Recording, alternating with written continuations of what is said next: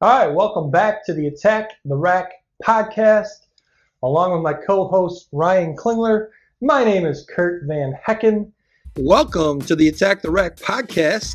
I am your host, Curt Van Hecken, and you are tuning in to the number one rated podcast on the planet, based on the people that rated it number one. The Attack the Rack podcast is brought to you by Get to 2 Media.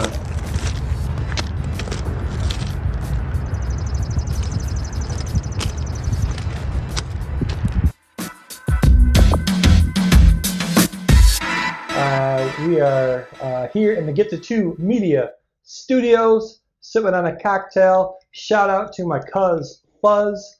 Ryan, you gave the recipe for these cocktails to producer Dale to make these for us. What are we sipping on here? Well, I'm sipping on a pink lemonade and raspberry lemonade. You've got a little extra sauce in the old mix. Oh, you didn't put... I didn't put any in mine. Oh, okay. No. All right. I've got work to do tonight. Okay. You always do, Ryan. I know. Ryan, how was your weekend? Weekend was good. Father's Day. Yeah? Yeah. Anything else going on? Well, hell yeah. We had a small golf tournament. Small. Okay. Small, I guess 31 teams through the Weston Leonard Hart team, our big fundraiser for the year. So 31 teams, 123 players, full house, no extra carts at the golf course. Shout out to Diamond Springs Golf Course, Hamilton, Michigan, for hosting us. Yep. Curt, Yeah. your team finished in the mix. We did. Well, let me ask you this. What do you remember what the low score was? Like when I say low score, I mean the worst score was? Oh, the worst score. Well, the highest score then was +1. Okay. So we did not finish last place. We shot an even par. Oh, okay. I thought you guys shot a little better than that. No, we didn't. We shot Gotcha. even par. Not great for a scramble. Well, it's all about the time you had with your fellow golfers. Yeah. Well, hey, it's the one time a year I play golf. I will say I hit the ball off the tee probably better than I ever have in my life. I also think I putted maybe even a little bit better than I have in my entire life. But I will say out of, what's par, 72? 72 out there. Okay, so out of the 72 shots, my team probably still, despite playing probably the best golf I've played ever, we probably only used 5 or 6 of my shots total. So, which is still not bad, Curt. Not for playing once a year. Hey guys, do you ever have knee pain? I know I sure do. We got to give a huge shout out to the sponsor of today's show, Knee Brace. When I have that knee pain, I use Knee Brace, and you should too. Yeah. So, all right, Ryan, let's dive into today's episode. I want to start out with a correction from last episode. Sure. When we were talking about Bill Walton, some of his great quotes, I misquoted him. I think I said something about he mentioned his son Luke Walton being the most influential basketball player of our generation. You did. That was wrong. Thank goodness. So what he actually said was Luke Walton is the most inspirational basketball player in the history of Arizona basketball. That sounds a little more maybe. Obviously, he played at University of Arizona, so a little more believable. Yeah. And speaking of Bill Walton, we did talk about how we were gonna dive into the ESPN 30 for 30. There was 4 episodes. I'll admit, I only got about a half an hour into the first episode, and I kind of got a little bored. I think I watched. Well, it played through. I guess you thought I only watched 2 episodes. I watched it for like 2 hours. So I don't know how long each episode was. Yeah, I think they're about an hour each. I actually found it pretty intriguing. Mm-hmm. Especially the title they won in '77. He was the NBA Final MVP. Yeah. Which I did not know. And how he obviously was comparable to, at that point, Kareem. Kareem. The numbers were, he averaged 20, 10, and I think in that finals it might have been 20, 10, and 5. Okay. Which is similar numbers that the Joker Yeah. put up and is getting some praise for. Yeah. So I think I think if you watch those documentaries, I think you could see if he would have stayed healthy, which I think our conversation was around, he probably would be or could be considered maybe in the top 10, maybe all time, had Yeah. he stayed healthy. And certainly one of the best centers of all time if he had stayed healthy. Yes. Yes. Yeah, I think in the little bit of it that I did end up watching, someone said, at the time when he was at UCLA that he was the best. I can't remember if it was the best center ever to play the game or just the best basketball player to ever play the game, which stood out to me because just prior to him playing at UCLA was Kareem Abdul-Jabbar, who some would argue is the greatest basketball player of all time. Yeah, I think his numbers are ridiculous in college. I mean, I think by the one finals game he was like 21 of like 23 or something like that. Okay. Wasn't he? Or some crazy, yes, crazy I do stat remember like that. And I think I thought another point that stood out to me was late in his career he actually came back, hadn't played for a while, and signed on with the Celtics, Mm-hmm. which I had known, but the backstory they give you is they kind of accepted him right away for who he was. And he accepted who he was at that point. Wasn't a big-time contributor. But two things stood out as he harped in that doc, not to ruin it at all, but at one point, at that point in his career, he beat Kevin McHale one-on-one, Okay. which probably shouldn't have been able to happen, but No. it just says a lot about who he was as a player. Right. And then I don't know what year the finals was, but they were playing the Rockets. Okay. And he ended up playing in one of the game 3 or 4 maybe, and made like 3 or 4 huge plays down the stretch. Was in there, the coach left him in there to kind of finish it out. He made a couple of huge plays that actually propelled them to keep winning that game in the series. So pretty interesting stuff. Yeah, I know. And speaking of him playing for the Celtics, in the part that I did watch, Larry Bird was on there definitely singing his praises. So, Yeah. And that's kind of where and certainly as I've grown older now, I've learned more about Bill Walton and his days with the Trailblazers and his days at UCLA. But one thing, I always kind of knew of him was as kind of a bench player on the Boston Celtics, and then certainly growing up, learned more about how great he really was prior to that. But my what I just like about Bill Walton really doesn't have much to do with his basketball career, more with his announcing career. And again, like I think we talked about last episode, you either love him or you hate him. Yeah. And it could change on the game. I just find him entertaining. Yeah. That's all. Like, do I agree with everything he says? Of course not. Do I think some of the things he says are absolutely ridiculous? I do. But that's entertaining. And so that's kind of why I like the guy. Another interesting point of that whole doc I thought was, and I don't remember who he signed with. I don't think it might have been the Clippers. Okay. But after Portland, he left because he was unhappy with maybe how they were trying to get him to play more, and he'd been hurt a little bit. I think it was signed with the Clippers and only played on the weekends. What? Or something like that. Really? Yes. Yeah. Tune in, watch them, let us know what you think. Yeah. But I swear there was a point where he, later in his career, in the middle of his career, he was taking classes, so he was like semi-student during the week, and then would only play on the weekends. And he never practiced with the team. He just played. He would just show up for games on the weekends. Yeah. Interesting. Yeah. I don't think that would fly today.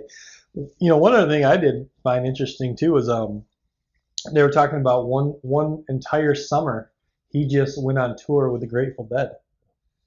That another thing that would never happen today. No athlete would just. Oh, there'd be too much social media. Exactly. You wouldn't be able to survive it. Yeah. Which probably should take us into Mr. Morant. Yeah, Ja Morant just got handed a 25-game suspension. What do you think of that? I think the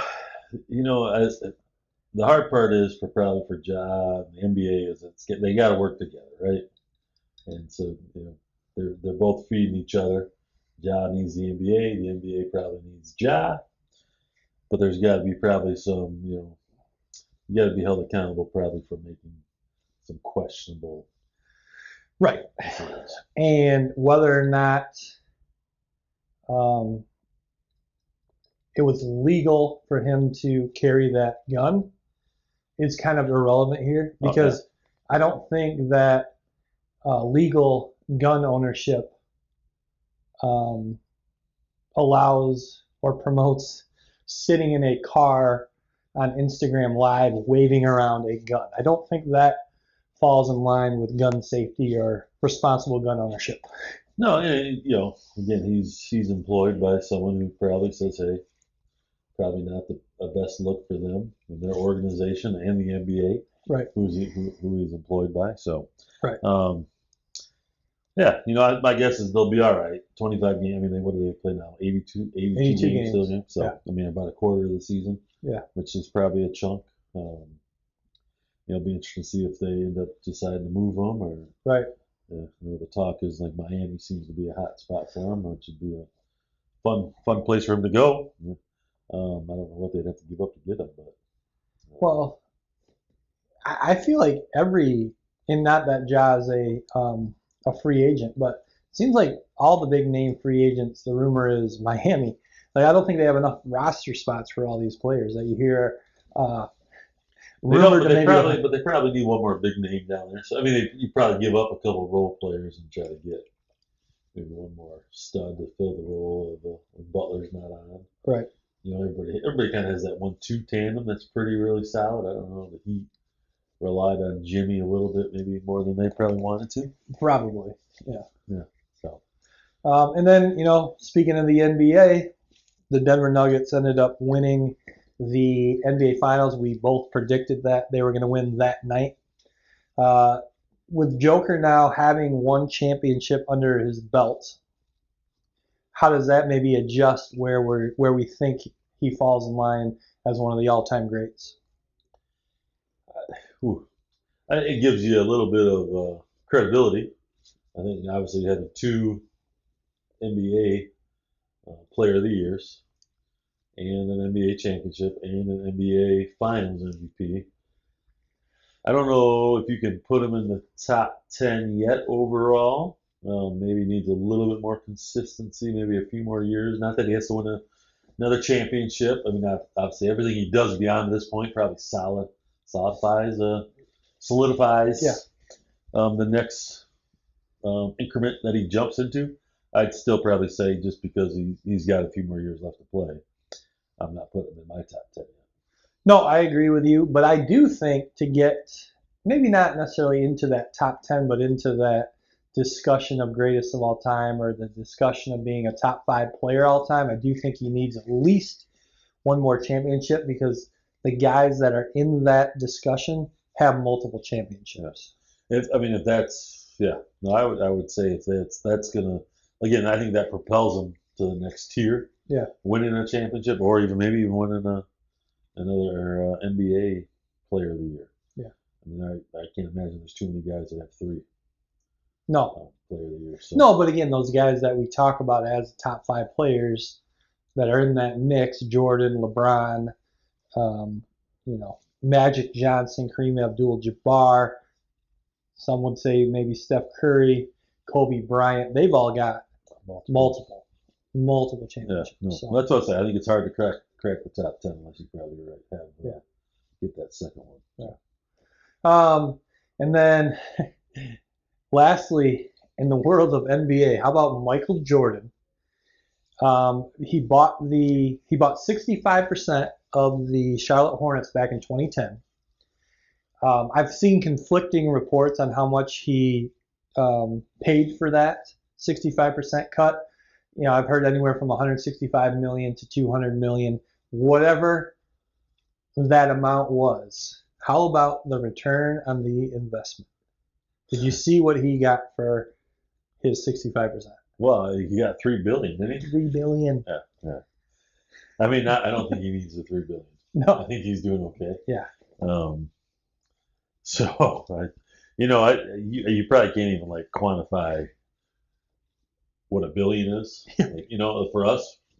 So to think about $3 billion, And he had to pay 150 to 200 million for the team for that 65%. Yeah. And the investment or the return on that investment was unreal. yes. Yeah. But it also shows how the value of professional sports teams, even in the last 10, 15 years, has skyrocketed. You look like a franchise like the Charlotte Hornets, as bad as they've been all these years.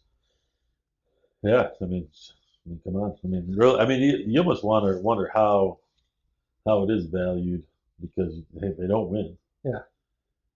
Obviously they're still drawing some fans. Obviously, they're obviously must get a great TV market revenue sharing, NBA revenue sharing. Right. Because you don't think a franchise like that, is okay, but it would be. That's a money that won't even. All right, I'm going to take a quick break, and then we'll be back with more of the Attack the Rack podcast. And welcome back to the Attack the Rack podcast. Real Estate Ryan has been in real estate for over 20 years and can help you with all your real estate needs. Realtor Ryan has helped me in my journey in learning about real estate, and he can do the same for you, whether you're looking to buy, sell, or just learn more about real estate in general.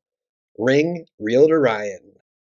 Yeah, hey, I wanted to ask you too. I never really looked too much into it. I did kind of see a little bit of what he was talking about, but you hit me up the other day and you're like, dude, did you see what Carl Anthony Towns said with the Pat Beverly on his podcast? Yeah, what? Well, he just said when he retires, he expects people to be able to say he changed the game. And he's been almost a 20-point scorer for his 8 seasons. Right. So obviously a phenomenal player. I don't know yet. If I think I read somewhere he hasn't won a playoff series yet. So I don't know if you can kind of, there have been big guys that can shoot the basketball. I mean, Dirk, now Joker, even Embiid a little bit shoots right now. I mean, there are obviously other players who are probably making a bigger impact on the game. Obviously, has extreme confidence in himself. But I don't know. Again, you're 20-point scorer on a team that's never won a playoff. Yeah, never won a playoff series. And obviously he made the comment I think also about how what they did in the playing game last year. Was that last year or 2 years ago? I don't know. Yeah, that's what was bigger than what the Denver Nuggets did this year. I don't know. Some other comment like that. And I think Patrick Beverly agreed with him, which Beverly was on that team. So okay, yeah. Why wouldn't he agree? So you just I think to play at that level, you got to have such a strong confidence in yourself if you're in that situation. So can you blame him? No, but sure probably don't agree with him. Well, yeah, there's one thing about having that confidence. Obviously, like you said, it is very important. But then there's another thing about going and speaking publicly, making these comments publicly. Yeah. You just make yourself look like a fool. Yeah, well, we won't call him a fool. Yeah, it's a kids program. Yeah, kids program. We're a lot nicer than that. No, but I mean, you get a chuckle out of it, right? Yeah. It's good for the Twitter feed. Yeah, definitely. What else, Ryan? What else is going on Well, you had sent me maybe a tweet or Instagram post about Baby Gronk. Oh yeah, the which yeah. Have you? I saw it like on ESPN a little bit, someone talking about it, but that's about all I've. Yeah, so yeah, it's just another crazy dad who thinks their son is the greatest of all time at age 10 or whatever he is, around 10 years old. Thinks he's going to be the greatest, the next big D1 football player, the next NFL star. Kind of commonplace with a lot of parents these days. The thing is there's probably a kid just like him in all over the country, in many different communities. And it's like, the dad likes to promote the kid with videos of him doing this or that. And it's like, you know, any parent can make their kid look phenomenal. If they make one great play, you just post that video of that clip of that play, and oh my gosh, this is the next big prospect. But how many times have you seen, kids that are really, really good at that age that end up, just not really being even that great, even once they get into high school, because they kind of just develop quicker, and then everyone catches up. Yeah, and I mean, even like we grew up in a time, Kurt, when there was no social media. Right. It's a beautiful thing, man. No internet. Beautiful thing. Or just the start of the internet as we probably entered the college years. So I think you see it more now that obviously the promotion and promoting and whatever you want to call it, obviously the abilities there where it puts a lot more pressure probably on the kids, whether they want it, whether they don't want it, whether they enjoy it, don't enjoy it. Who knows? It's going to be up to whoever's raising those kids. But obviously, yeah, it always doesn't pan out, and it doesn't pan out for college, doesn't pan out in high school, college, or the pros sometimes, right? I think we were so used to it always. Probably really, you saw it more in college and the pros, the so-called bust. Yeah. And I think that's trickled down because of social media. Sure. Which probably sucks to be a kid probably sometimes because you're not going to make the right play all the time. It's not always going to look good what you do. Yeah. Kind of reminds me, and at least two of the three made it to the NBA, but the Ball brothers and their dad, and how much he spoke out and promoted them, and yeah, but did it the hard part for them, I think, and I couldn't tell you. I know one's been injured quite a bit, probably the best basketball player. Lonzo, injured, yeah. But they're still probably made they're millions of dollars. Absolutely. Whether it was based on maybe their skill / the promotion, promoting who they were, what they could accomplish. So did it not work out for them because maybe they're not? I don't know if they're all three or two or three are in the NBA. Two of the three, yeah. So obviously it worked out for two of them right now. Yeah. But it probably overall it worked out for the family. So right. Could it be considered a bust? I don't know. Yeah. Yeah. And then, hey, one more thing that just kind of came out here in the next couple of days, or within the last couple of days, Bobby Huggins, DUI. I think his blood alcohol level was like a .21.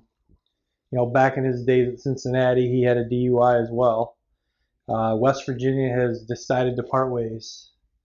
What a legend! Unfortunate way to go out. But what do you think his legacy in college basketball is? Man, it'll probably, he's made multiple mistakes, which we all do, right? You would hate to probably say that his legacy in the college basketball world of coaching would take a hit because of the second DUI. I think at some point you get over it. I think, I was on Twitter a little bit earlier and noticed, some ex-players posting about, about all the good things he did. Right. Not even on the basketball floor, but for them off the floor. Whether it was like taking one of his ex-players' mother had to fight cancer, and he found like the best doctors for her, and she beat cancer and still alive today. And that's stuff you don't hear about, the impact some of these college coaches have on their athletes. So will it probably tarnish his legacy a little bit, but if you're a Bobby Huggins fan, you're probably a Bobby Huggins fan. And if you're not, you probably start to gain some respect for him as he's out of the game, or if he doesn't come back from this as a coach. Yeah. So. Well, phenomenal career, lots of success. I'm not sure how many times he went to the Final Four. He definitely went to the Final Four with Cincinnati at least once. But he took chances on guys that had kind of screwed up in the second chances. He gave a lot of guys second chances. Yeah. And a lot of guys ended up doing right with it. Yeah, I think so. I think like I said, I think you ask people that played for him or were around him, I guarantee they're going to say nothing but great things about him. A shame that you got to go out and make probably a poor judgment decision But yeah, I gotta imagine he'll go down as one of the probably at least top. I mean, he's got to be in the top 15, all-time 20 wins. Oh, he's way higher. Yeah, right. Yeah, wins. I couldn't tell you off the top of my head. Yeah, wins for sure. He's been around forever. Yes, he just hasn't. He never had too many deep NCAA tournament runs.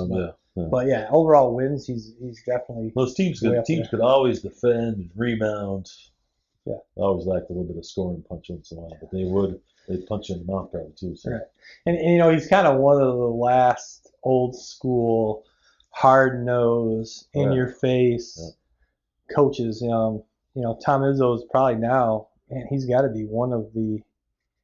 Is he the last? Well, Mick Cronin at UCLA, he's like that too, and he's still young in his career, but one of the But Mick Cronin was probably with Bobby. Was he with Bobby a little bit at Cincinnati? Yeah. He probably was. Yeah. But again, Mick Cronin's kind of a new era coach still. Yeah. But kind of these legendary coaches. There's few left. You still got Tom Izzo. You still got John Calipari. Bill Self. But as far as that really abrasive, aggressive coaching style, he never really made the adjustment, which was good for him. He kind of stayed true to who he was. And his kids probably have always adjusted probably more to him. But he's earned that probably through, like I said, most of his guys would tell you he's earned that ability to coach them so hard, that they probably appreciate it. So. Yep.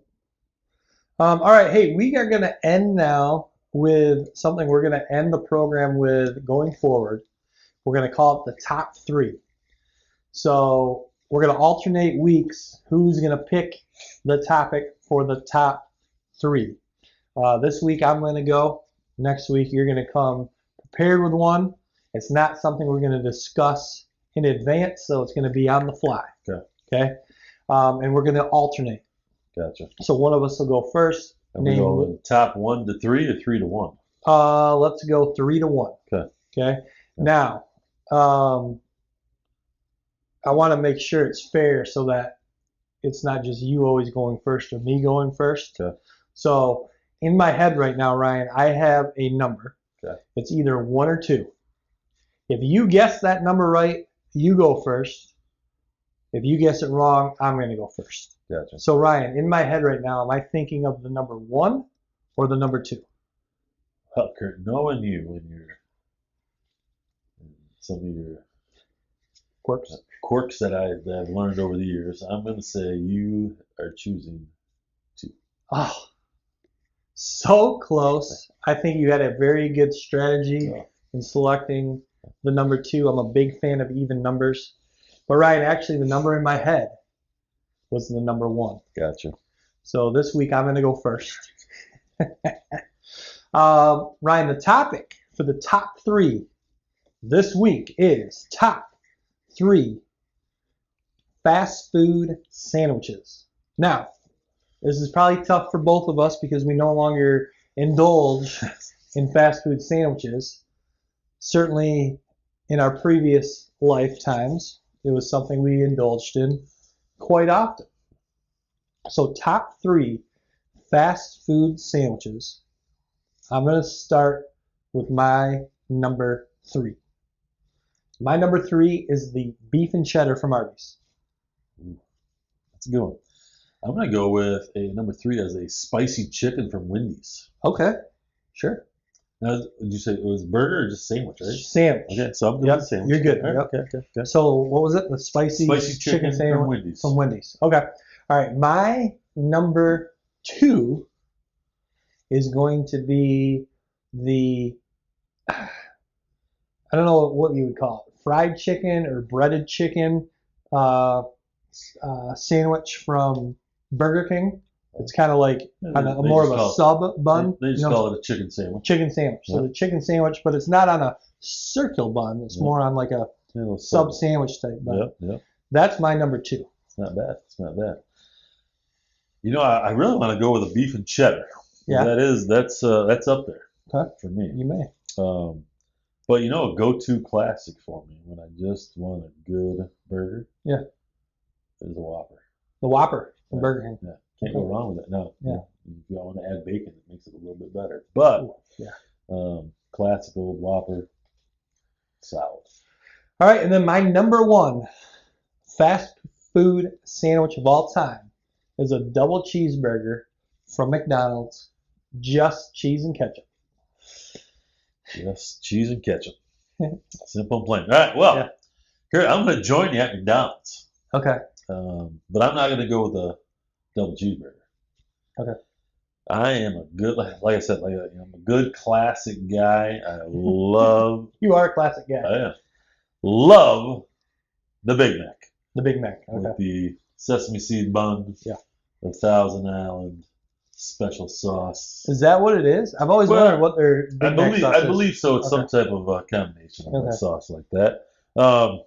Just nothing like it. Well, I like a Big Mac, but I don't like the sauce. No. When I get a Big Mac, guess what I get out of it? No, just probably cheese and ketchup. Correct. With no sauce. Right. Or lettuce. Right, exactly. Just cheese and ketchup. They call that a double cheeseburger.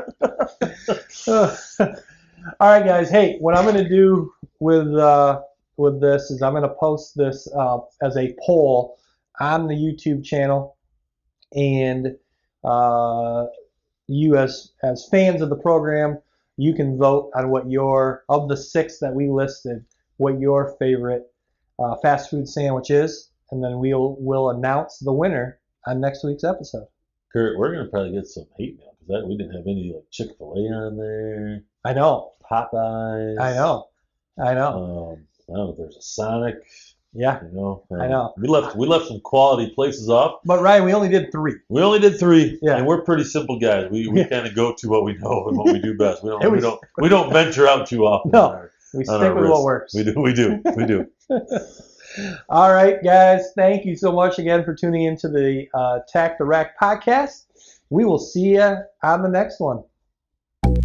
Please subscribe to the Attack the Rack YouTube channel and hit the notification bell so you are updated every time we post.